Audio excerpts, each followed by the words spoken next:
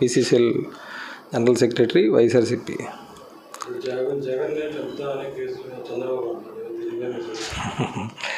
జగన్ని చంపే శక్తి ఇంకా భూప్రపంచం మీద పుట్టలేదండి. జగన్ గారు అంటే వ్యక్తి కాదు, ఆయన ఒక మహాశక్తి.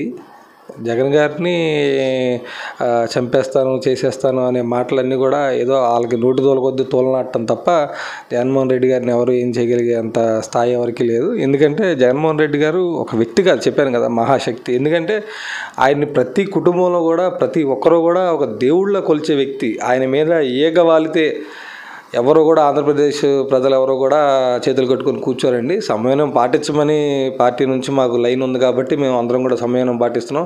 ఆ రోజు ఆ దాడి జరిగిన రోజే మీలాంటి క్రూరమైన మనస్తత్వం కనుక ఆయన గుండుంటే గ్యారంటీగా పార్టీ లైన్ నుంచి మాకు చిన్న ఇన్ఫర్మేషన్ వచ్చినా కూడా ఈరోజు వాళ్ళు రోడ్ల మీద తిరగడానికి అవకాశం ఉండేది కాదు. ఎందుకంటే వైఎస్ఆర్ కాంగ్రెస్ పార్టీ ఏ రోజు కూడా ఇటువంటి కక్షధోరణమైన వాతావరణాన్ని కానీ ఇటువంటి గొడవలను రేపడానికి కానీ పగలు ప్రతీకారాలు తీర్చుకునే విధంగా కానీ ప్రోత్సహించే విధానం వైఎస్ఆర్ పార్టీలో లేదు. చాలా క్రమశిక్షణ గల పార్టీ ఏదైనా ఉందంటే భారతదేశంలో వైఎస్ఆర్ కాంగ్రెస్ పార్టీ.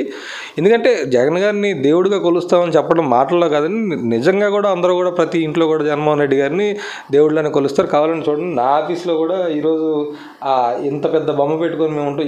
ఇదే విధంగా ప్రతి ఇంట్లో కూడా మీరు వెళ్తే జగన్మోహన్ రెడ్డి గారి ద్వారా ఏదైతే లబ్ధి పొందున్నారో ప్రతి బెనిఫిషరీ ఇంట్లో కూడా జగన్మోహన్ రెడ్డి గారి ఫోటో ఉంది. ఏదైనా ఆయన కళ కూడా అదే, జగన్మోహన్ రెడ్డి గారిని అంతం చేయాలనే వీళ్ళ దుర్మార్గమైన ఆలోచన దేవుడే చూసుకుంటాడు, వాళ్ళనే అంతం చేస్తారు. ఎందుకంటే ఈ 2024 ఎలక్షన్ అయిపోయిన తర్వాత వాళ్ళంతా వాళ్ళే కనుమరుగైపోతారు. వాళ్ళని ఎవరిని ఏం చేయాల్సిన అవసరం లేదు.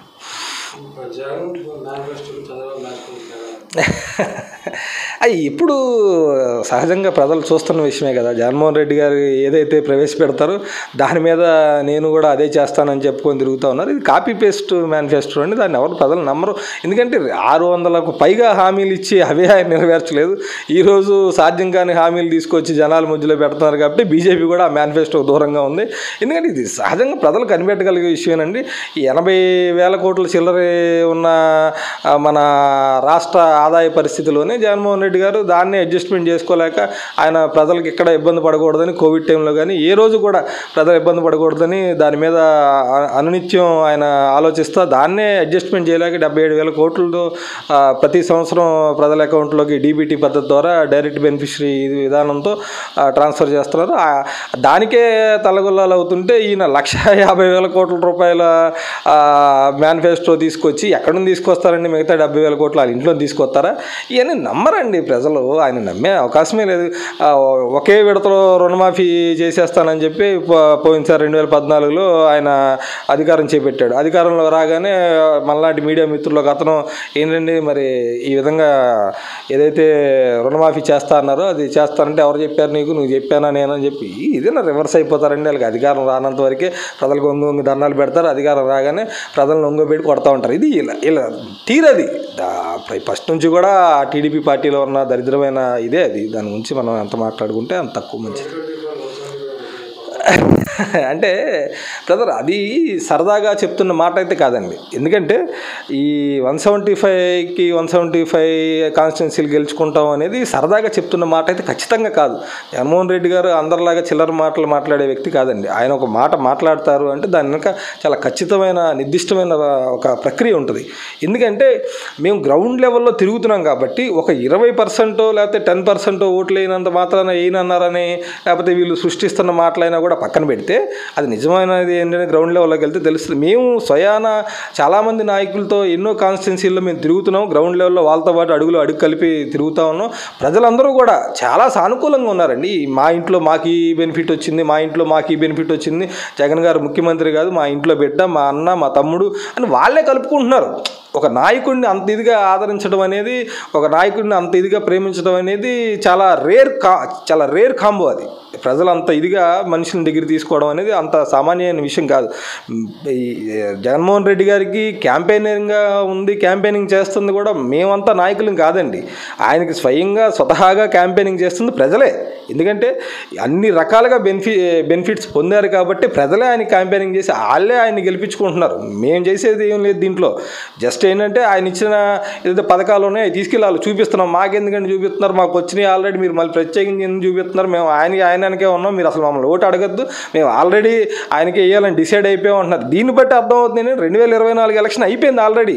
జగన్మోహన్ రెడ్డి గారి ముఖ్యమంత్రి, ఆయనే విశాఖపట్నంలో మళ్ళీ ప్రమాణ స్వీకారం చేస్తారు. ఇదంతా అయిపోయిన ప్రాసెస్. దీని గురించి మనం ఎంత తక్కువ మాట్లాడుకుంటే అంత మంచిది.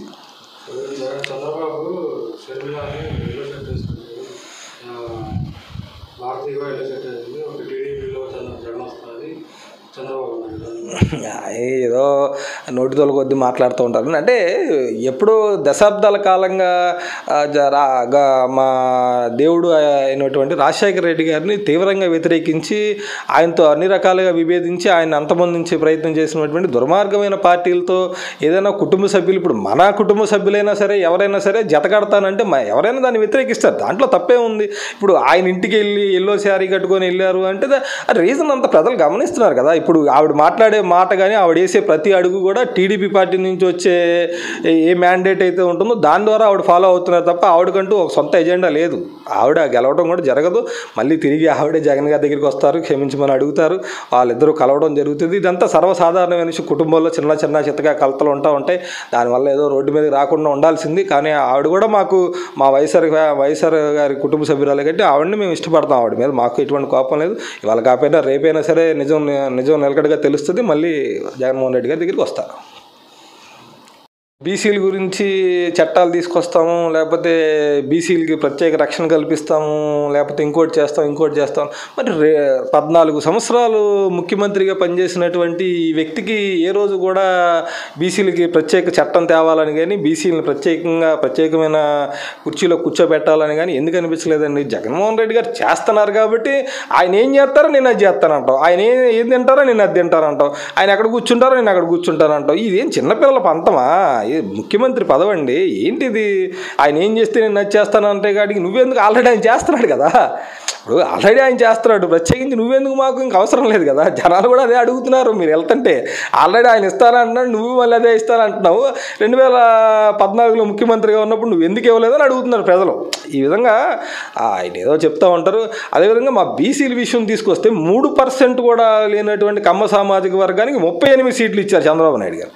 అదే మన జగన్మోహన్ రెడ్డి గారిని తీసుకుంటే 49% సీట్లు ఇచ్చారు.